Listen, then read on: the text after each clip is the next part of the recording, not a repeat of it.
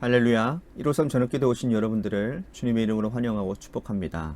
오늘도 귀하고 복된 저녁, 하나님께서 우리 가운데 신실하게 일하심을 바라보며 은혜 가운데 하나님을 경험하는 귀한 시간 되기를 간절히 소망하겠습니다. 먼저 하나님의 말씀 보겠습니다. 로마서 3장 23절부터 26절 말씀까지 보겠습니다. 로마서 3장 23절에서 26절 말씀입니다. 우리 같이 한 목소리로 함께 봉독하도록 하겠습니다. 시작. 모든 사람이 죄를 범하였음에 하나님의 영광에 이르지 못하더니 그리스도 예수 안에 있는 속량으로 말미암아 하나님의 은혜로 값없이 의롭다 하심을 얻은 자가 되었느니라. 이 예수를 하나님이 그의 피로써 믿음으로 말미암는 화목제물로 세우셨으니 이는 하나님께서 길이 참으시는 중에 전에 지은 죄를 관가하심으로 자기의 의로우심을 나타내려 하심이니 곧 이때에 자기의 의로우심을 나타내사 자기도 의로우시며 또한 예수 믿는 자를 의롭다 하려 하심이라. 아멘. 우리나라 프로야구 시즌은요 4월부터 10월까지 이어집니다. 시즌이 끝나고 11월부터 이듬해 3월까지는 비시즌이라고 하는데요. 이 비시즌 기간에는 선수들은 쉬기도 하고 또한 부족한 것들을 보완하기 위해서 개인 훈련에 매진하고 또 전지 훈련을 떠나기도 합니다. 또 몸이 아픈 사람들은 이 기간 동안에 몸을 치료해서 다음 시즌을 준비하기도 하지요. 선수들은 비교적 한가한 반면에 구단을 운영하는 프런트는 이 비시즌만 되면 훨씬 바빠지게 됩니다. 프런트는 이 비시즌 기간 동안 구단의 약점을 메운 일을 하는 것이죠. 약점이 뚜렷하면 그 팀은 우승 전력으로 멀어질 수밖에 없기 때문에 이 자유 계약으로 풀린 선수들 중에 구단의 약점을 확실하게 메워줄 수 있는 사람들을 거액을 주고 데려오기도 합니다. 또한 트레이드를 통해서 자기 구단의 어떤 잉여 자원들을 타 구단의 자원과 교환하는 일들도 한다라는 것이죠. 그렇게 알차게 잘 보완되면 다음 시즌은 기대하게끔 만든다라는 것입니다. 자, 이 팀의 전력 상승을 가져줄 수 있는 선수를 영입하고 그 선수가 실제로 게임에 끌려가는 그러한 경기를 가져올 수 있는, 승리를 가져올 수 있는 화력이 있다고 한다면 우리는 그 사람을 바로 게임 체인저라고 얘기를 합니다. 단숨에 전세를 바꿀 수 있는 선수라는 의미인 것이죠. 이 게임 체인저가 있느냐 없느냐에 따라서 그 팀은 좋은 팀인지 그렇지 않은 팀인지를 판가름 나게 되는 것입니다. 여러분 근데요, 스포츠에만 이 게임 체인저가 필요한 것이 아닙니다. 산업에서도 게임 체인저가 필요합니다. 예를 든다면 자동차 산업 가운데서 휘발유를 연료로 하는 자동차 산업은 이제 포화 상태가 되었어요. 전 세계 자동차 업계가 이제는 더 이상 뻗어나갈 수 없을 만큼 레드오션, 즉 포화 산업이 되고 말았습니다. 그런데 이 자동차 산업을 획기적으로 바꿀 수 있는 게임 체인저가 나타나는데 그게 뭔지 아세요? 바로 전기차와 수소차예요. 이 전기차와 수소차를 대량으로 생산하고 친환경적인 산업으로 게임 체인저를 도모하는 것이 현대 자동차 업계의 가장 우선순위이고 방향성이라는 거예요. 여러분, 우리의 영혼에도 마찬가지예요. 우리의 영혼에도 게임 체인저가 있어요.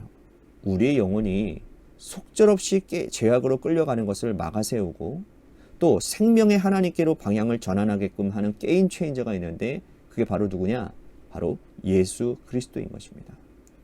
오늘 본문에서 바울은 우리의 영혼의 게임 체인저 되시는 예수 그리스도를 하나님의 의라고 소개를 하고 있습니다. 유대인들은 선민이지요. 하나님께서 세상 어떤 민족보다 먼저 택하신 민족이 유대인이기 때문입니다. 바울은 먼저 선택받은 이 선민의 유익한 점이 무엇인지를 반문하고 있어요. 선민의 유익을 바울은 이렇게 결론하고 있습니다. 하나님의 말씀을 우선 맡은 자들이라는 거예요. 선민된 유대인들이 가장 특별한 것은 하나님의 말씀을 맡은 거라는 겁니다. 말씀을 맡았다라는 건 뭘까요? 중요한 사명을 받았다라는 뜻이거든요. 하나님의 말씀은 아무에게나 주어지지 않습니다. 하나님이 특별히 사랑하시는 자들, 하나님께서 마음에 드신 자들에게 말씀을 주시는 거죠. 그러므로 유대인들이 하나님의 택정함을 입어서 말씀을 맡은 것은 위대한 축복임에도 불구하고 그들은 받은 말씀대로 살아가지 못했다라는 거예요. 하나님이 말씀을 주신 이유는 받고 가만히 있으라는 뜻이 아니고 말씀을 행하라는 데 의미가 있는 것인데 그들은 그 말씀을 행하지 않았다라는 거예요. 자기들은 행하지 않으면서 이방인들을 정죄하는 그런 올가미로 말씀을 사용했다라는 겁니다. 예수님 시절 유대 지도자들이 그랬고 또 바울이 복음을 전하던 시절 율법학자들, 종교 지도자들이 역시 같은 일을 했던 거예요. 그들은 율법으로 이방인들과 구별되지 않는 사람들이 되고 만 것이죠. 하나님은 그들에게 말씀을 주셨지만 그들은 그 말씀을 지키지 못하는 어리석은 자가 되고 말았다는 겁니다. 그래서 바울은 뭐라고 말을 하느냐? 유대인이나 헬라인이나 즉 말씀을 먼저 맡은 자들이나 말씀을 맡지 않은 자들이나 모두 죄 가운데 있는 자들이라고 말을 하고 있습니다. 유대인들은 말씀을 먼저 맡았지만 행하지 않아서 죄인이 되었고 말씀을 받지 못한 이방인들은 말씀이 없어서 죄인이 되었다는 뜻이에요. 그러면 지금까지 인간의 상태는 죄악으로 끌려가는 상태가 아닙니까? 가만두면 죄악으로 끌려가다가 지옥 백성이 될 수 없는 굉장히 가련하고 불쌍한 영혼들이라는 거죠. 하나님은 근데 이러한 모습을 가만히 지켜보실 수가 없었던 겁니다. 하나님은 이 상황을 획기적으로 전환시킬 만한 게임 체인저를 즉 예수 그리스도를 주셨는데 바울은 그분을 하나님의 의라고 표현하고 있는 거예요. 율법으로는 되지 않으니 독생자 예수 그리스도를 주신 것이죠. 자, 바울이 말하는 하나님의 의는 추상명사가 아닙니다. 하나님의 의는 바로 예수 그리스도입니다. 그러면 하나님께서 이 게임 체인저로 예수 그리스도께서 주신 이 땅에 오셔서 하신 일이 뭡니까? 바울은 중요한 두 가지 일을 말하고 있습니다. 첫 번째는 뭐냐면 예수님은 우리를 속량해 주신 분이라는 거예요. 속량해 주신 분. 여기서 이 속량이라고 하는 말은 뭐냐면 어디서부터 자유를 얻었다라는 뜻이거든요. 어디서부터의 자유를 얻음. 그러니까 예수 그리스도는 우리를 죄와 죽음으로부터 자유케 하셨다라는 거예요. 여러분 대부분의 사람들은 죄에 매여 있어요. 이렇게 죄에 매여 사는 사람들은요 자유롭지가 못합니다. 본인은 자유인이라고 해요. 대부분의 사람들은 다 자유인이라고 얘기를 하지만 늘 죄에 매여 살아가요. 무거운 짐에 매여 살아갑니다. 여러분 이렇게 죄에 매여 살아가는 사람, 힘든 삶의 짐에 매여 사는 사람들은 자유롭지가 못합니다. 여러분 예수 그리스도께서 이러한 자들을 위해서 십자가에 달려 돌아가심으로 십자가를 믿고 의지하는 모든 사람들은 그 죄로부터 짐으로부터 자유함을 얻게 하셨다는 거예요. 또한 예수님께서는 죽음의 권세를 깨뜨리시고 부활하심으로 우리도 사망 권세를 이기고 우리도 주님의 부활의 산 증인이 될 수 있다라고 말씀을 합니다.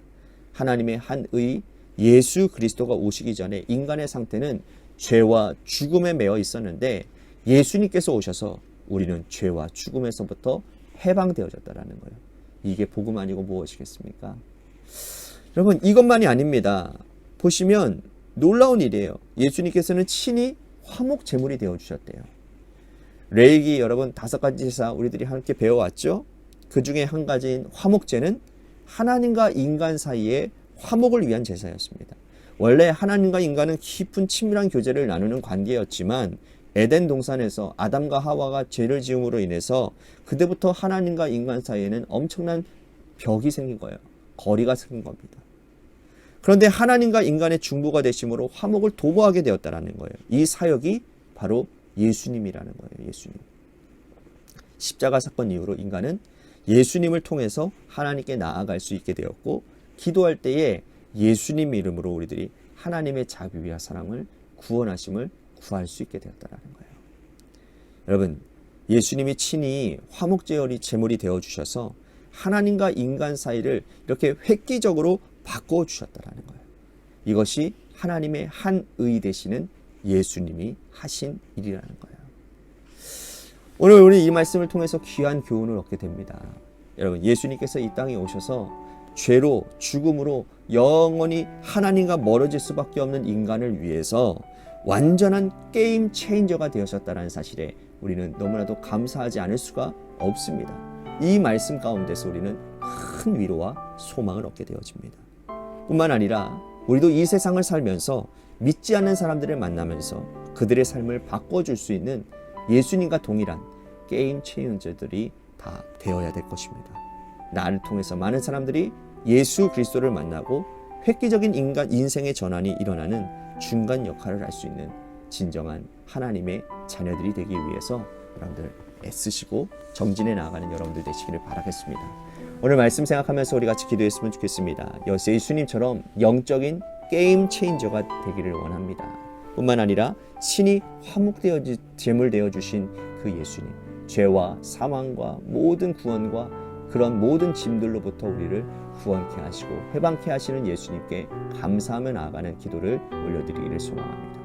또 한 가지 우리 교회를 위해서 기도했으면 좋겠습니다. 하나님께서 세워주신 몸된 교회, 하나님의 뜻 가운데 하나님을 기쁘시게 하고 또한 이웃을 행복하게 하는 그런 교회가 되게 해달라고, 또한 우리 제발 가운데 놓여져 있는 주님의 교회를 위해서도 여러분들 기도해 주시기를 바랍니다.